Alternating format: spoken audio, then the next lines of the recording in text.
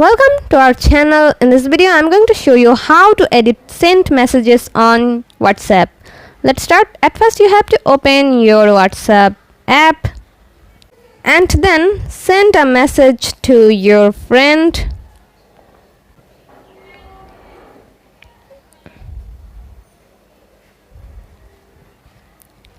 After sending a message, you can edit it before 15 minutes of sending the message.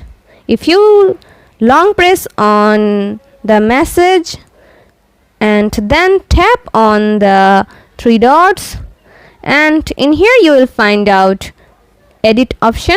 Tap on here and then you can edit the message and you can correct the message and you can text whatever you like. Then tap on the check mark to save the changes.